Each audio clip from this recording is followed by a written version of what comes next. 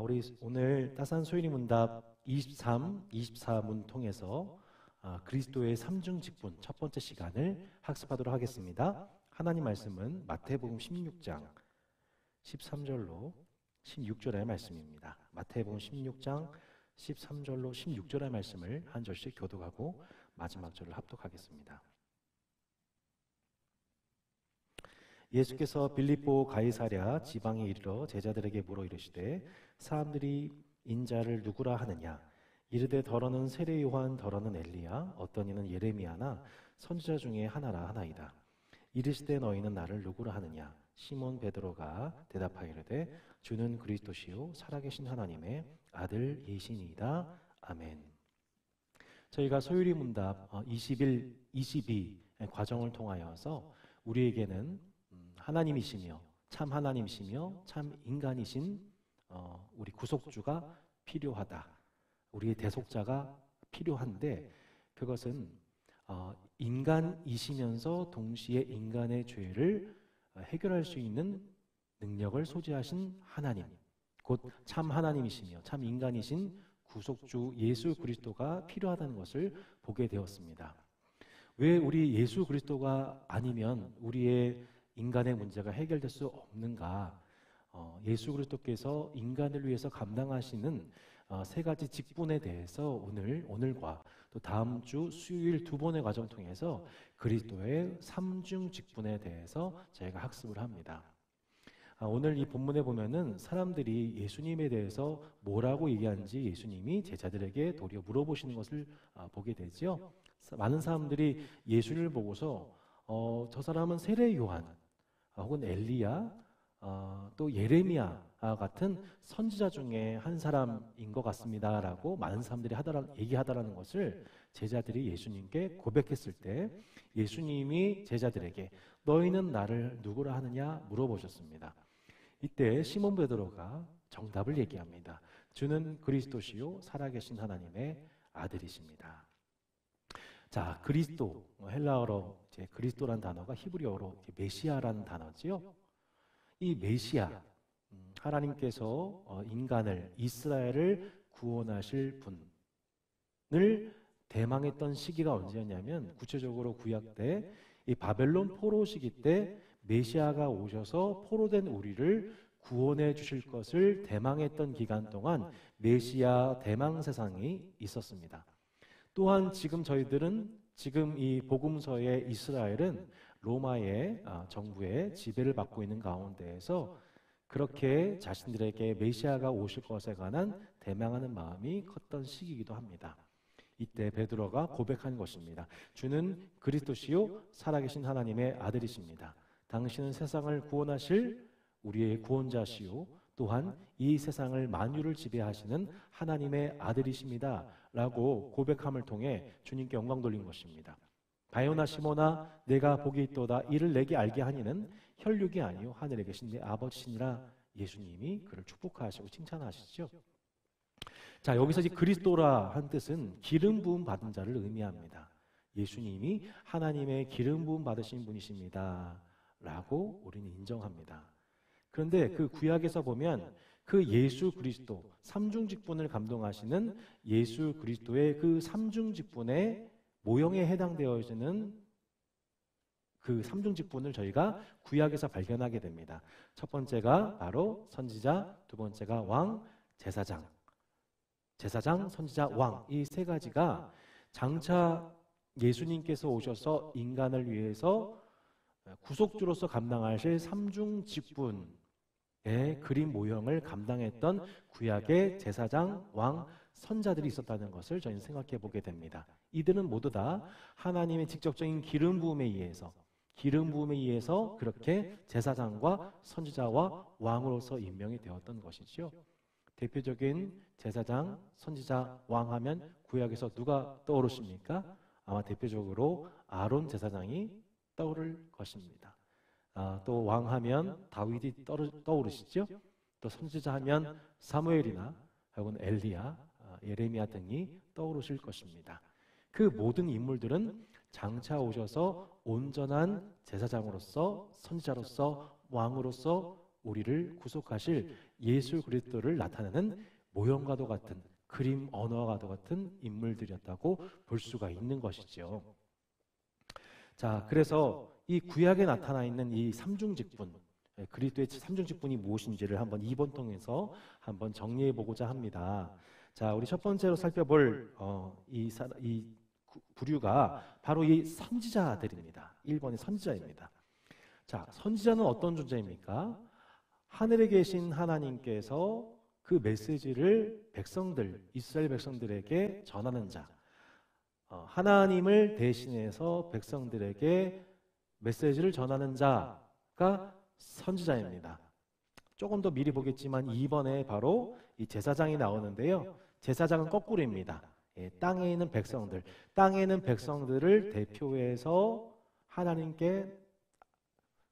백성들을 대표해서 하나님께 나아간 자, 이걸 제사장이라고 얘기를 하죠. 네. 그러니까 이 땅에 있는 백성들의 여러 가지 문제들, 또 고난들, 죄, 아픔, 슬픔을 대표하여서 하나님께 나아가 하나님의 긍휼과 치유와 자비와 은혜를 간구하는 역할을 대표하는 자, 이것을 우리가 대제사장이라고 저희가 얘기를 하는 것입니다. 자, 우리 선지자에 관한 말씀이 사도행전 3장 21절로 22절 말씀에 나와 있게 됩니다. 사도행전 3장 21절로 22절의 말씀을 한번 읽어보실까요? 사도행전 3장 21절로 22절의 말씀입니다. 신약성경 192페이지쯤에 있습니다. 같이 한번 읽어보겠습니다. 하나님이 영원 전부터 거룩한 선지자들의 입을 통하여 말씀하신 바 만물을 회복하실 때까지는 하늘이 마땅히 그를 받아들이라. 모세가 말하되 주 하나님이 너희를 위하여 너희 형제 가운데서 나 같은 선지자 하나를 세울 것이니 너희가 무엇이든지 그의 모든 말을 들을 것이라. 아멘. 여기 두 부류의 선지자가 나오죠. 네. 첫 번째는 거룩한 선지자들이라고 나와 있습니다. 네. 하나님을 대신해서 구약의 기간 동안 하나님을 대신하여 백성들에게 뜻을 전한 자, 대표적인 사람이 누가 있을까요? 네, 창세기에서 보면은 아브라함도 선지자라고 합니다. 또 출애굽기 오늘 본문 말씀에 보면 모세가 나 같은 선지자라고 표현하지 않습니까? 그러니까 모세 또한 이스라엘을 향한 하나님의 선지자였지요.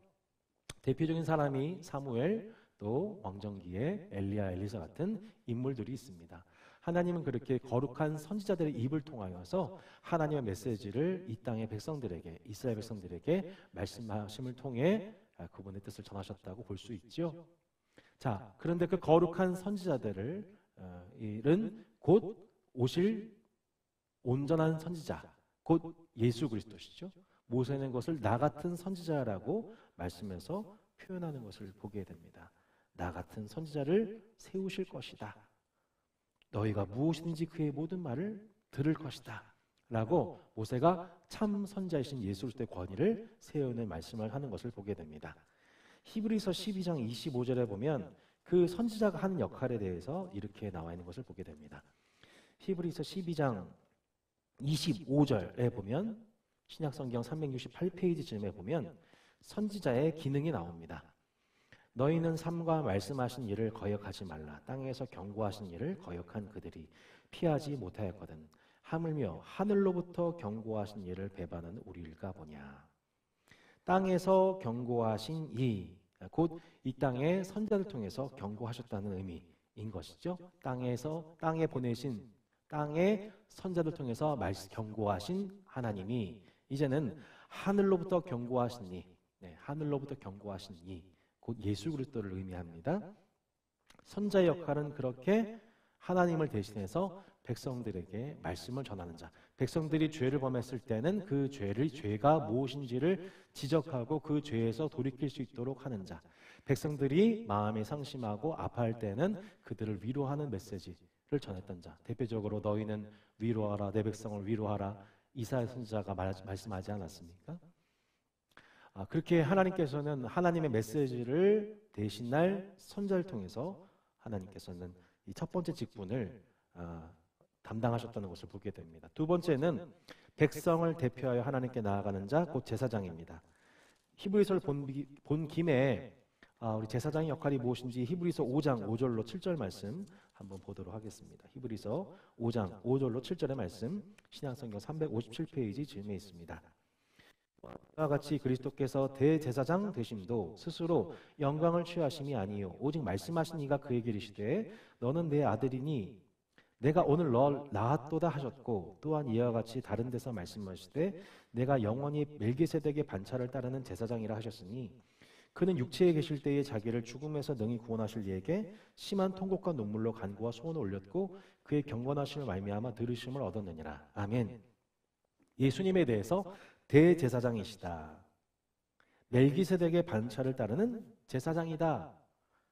그분은 육체에 계실 때 그를 구원하실 이에게 심한 통곡과 눈물로 간구와 소원을 올렸다. 그리고 그 경건하실 말미암아 들으심을 얻었다. 제사장으로서 그 역할을 감당했다는 것을 보게 됩니다. 우리의 죄를 위해서, 또 제자들의 믿음 없음을 위해서, 또 그들에게 부어질 성령을 위해서 그렇게 예수님은 기도하셨던 것입니다. 히브리서 7장 25절에도 보면 우리 예수님의 제사장으로서 사역에 대해서 이렇게 얘기하고 있습니다. 그러므로 자기를 힘입어 하나님께 나아간 자들을 온전히 구원하실 수 있으니 이는 그가 항상 살아계셔서 그들을 위하여 간구하심이라. 이것이 제사장으로서 예수님이 우리를 위해서 감당하고 계신 일이죠. 그렇게 구약의 제사장은 비록 예수님처럼 온전하지는 않지만 그렇게 백성들의 죄를 위해서 기도하고 하나님께 대표로 나아가 하나님의 긍휼과 자비를 구했던 역할이었습니다. 그렇다면 세 번째 왕, 선지자, 제사장, 왕. 왕은 하나님을 대신해서 하나님 말씀을 백성에게 전하는 역할을 하기도 했고 또 때로는 백성을 대표해서 하나님께 나아간 자이기도 했습니다. 우리가 우리 사무엘서 말씀 나눌 때도 얘기했었지만 물론 그 왕은 반드시 선지자의 말을 따라야 했고 또한 스스로 제사를 집리할 수 없는 부분적인 기능을 가지고 있었습니다. 우리 왕의 역할에 대해서 시편 2편 6절 말씀에 보면 예수님에 대해서 그분이 오셔서 우리를 왕으로서 다스리실 것에 대해서 시편이 예언을 하고 있습니다. 시편 2편 6절의 말씀 보도록 하겠습니다.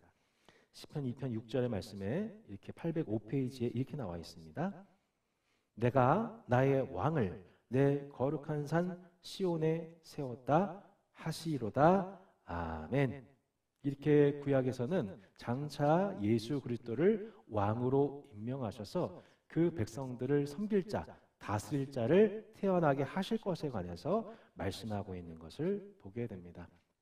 구약은 아직 오시지 않은 예수 그리스도께서 그렇게 삼중 직분을 감당하심을 통해 우리의 온전한 구원자가 되실 것에 관한 예언이라고 볼 수 있으며 또한 그 예수 그리스도 온전한 왕, 제사장, 선지자이신 그분을 부분적으로나마 왕의 모습, 제사장의 모습, 선지자의 모습을 감당하는 그들을 통해 장차 오실 예수 그리스도께서 그 온전함이 오셨을 때에, 온전한 그분이 오셨을 때에 우리 인간의 참 구속자가 되심을 기대하게 하셨던, 그림 언어로 이해하게 하셨던 과정이 구약의 과정이라고 볼 수가 있겠습니다.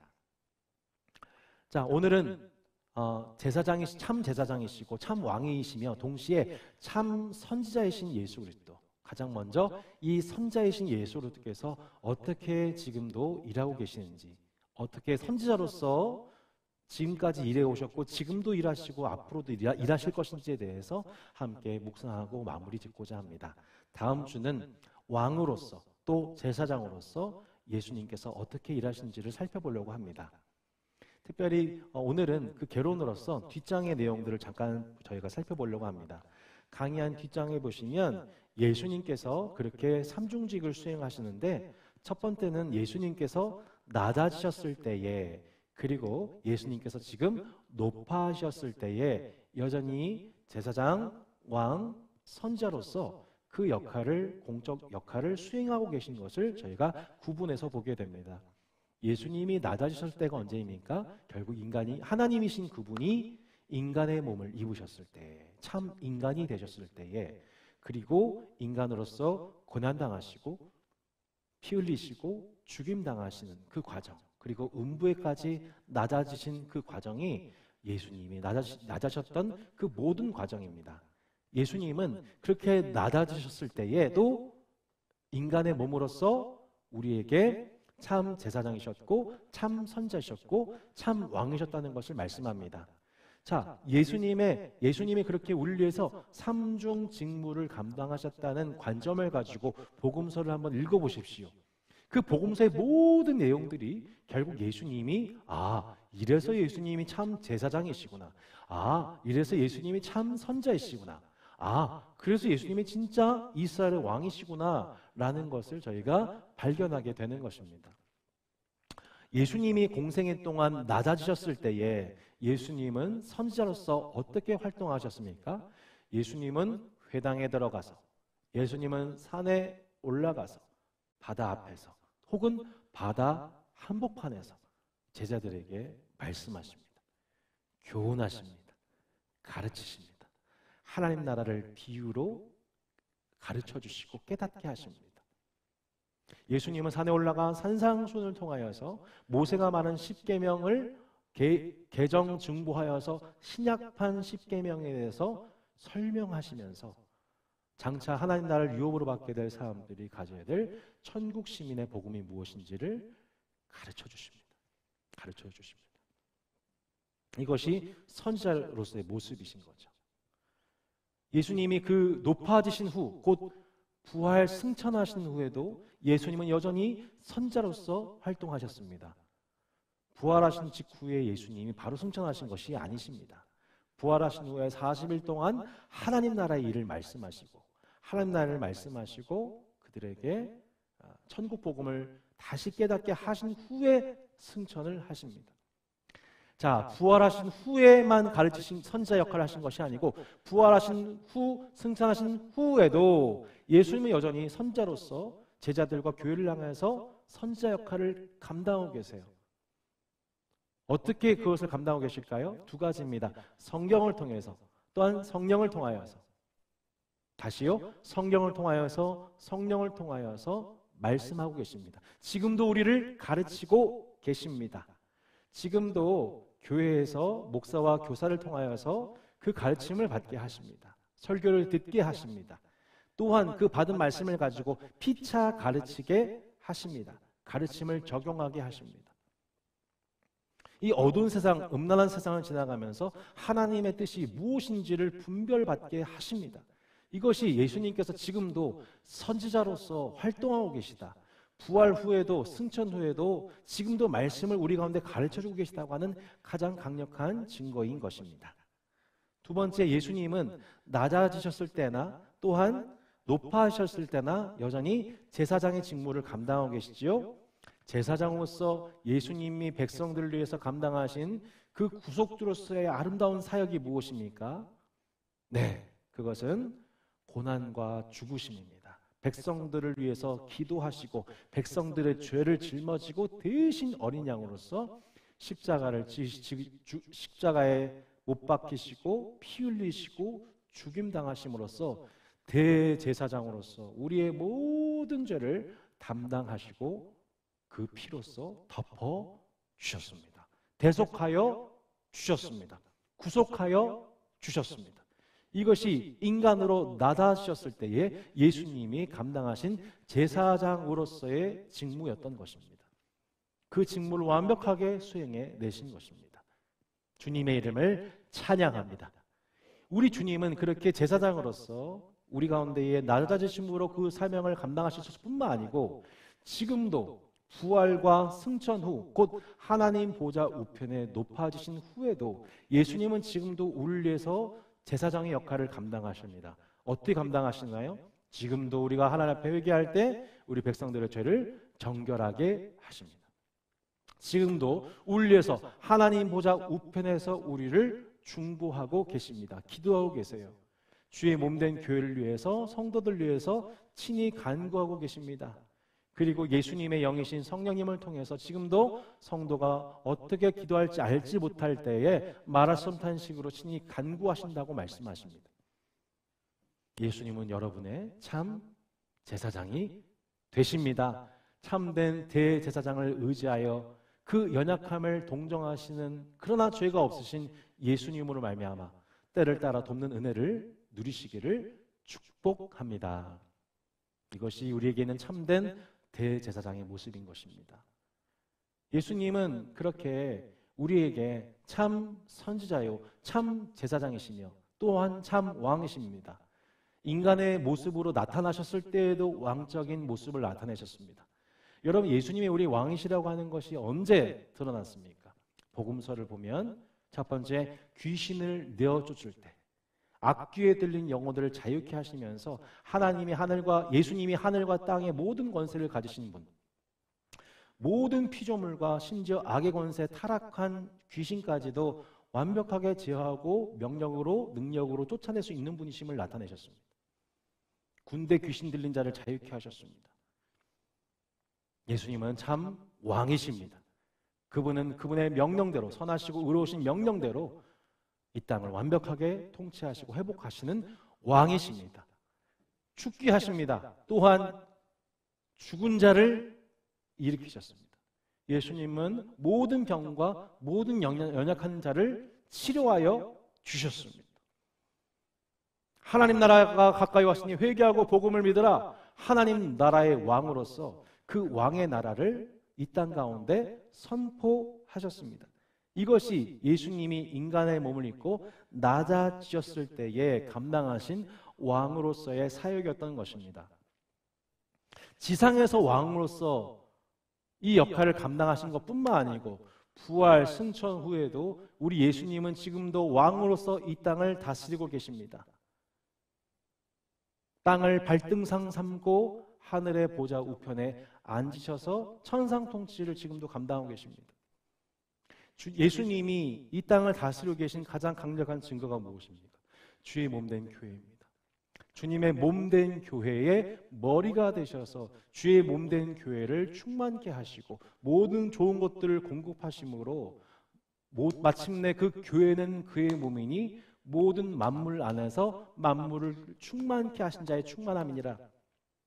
주님은 당신의 충만한 몸인 교회를 통해서 마침내 만물을 충만케 하시는 그 일을 감당하고 계시다고 말씀하고 있습니다. 주님이 이 땅을 다스리고 계신 가장 강력한 증거는 결국 주님의 몸된 교회입니다. 주님은 교회를 먹이시고 돌보시고 보존하고 보호하고 계십니다. 주님은 그리고 모든 만물과 모든 원수들이 그 앞에 잠잠해지고 굴복할 때까지 그 왕의 다스림을 통치를 나타내고 계십니다. 또한 각 피조물들에게 마지막 심판이 올 것에 대해서 분명한 경고를 하고 계십니다. 이러한 왕의 하늘에서의 다스림은 마침내 하늘과 땅이 주하에서 완벽하게 하나 되는 그 날, 그 왕의 통치는 이 땅 가운데 영원한 통치가 이어지게 될 것이고 우리는 그 영원한 왕이 되신 주님의 다스림을 기뻐하는 백성들과 피조물들로서 하나님께 영광 돌리게 될 것입니다. 이것이 예수님께서 낮아지셨을 때나 높아지셨을 때나 우리 감당하시는 이 세 가지 삼중 직분인 것입니다. 그래서 오늘 소율이 문답 퀘스천 박스 첫 번째 면에 보실 때 23문, 23답 이렇게 얘기하고 있죠. 제가 질문하겠습니다. 그리스도는 우리의 구속주로서 어떤 직분을 행하십니까? 답해 보실까요? 그리스도는 우리의 구속자로서 낮아지고 높아지신 모든 과정 속에서 선지자와 제사장과 왕의 직분을 행하십니다. 이것이 오늘 배운 내용의 총요약입니다. 24문의 내용이 무엇입니까? 그리스도는 그렇다면 선지자 직분을 어떻게 행하십니까? 대답해 보세요. 그리스도는 우리를 구원하려는 하나님의 뜻을 말씀과 성령으로 우리에게 나타내심으로 선지자 직분을 행하십니다. 자, 예수님이 우리 가운데 선지자 직분을 어떻게 행하시는지 간단하게 이제 요약해 보고자 합니다. 첫 번째, 세상에 오시기 전부터 예수님은 선지자의 역할을 감당하고 계셨습니다.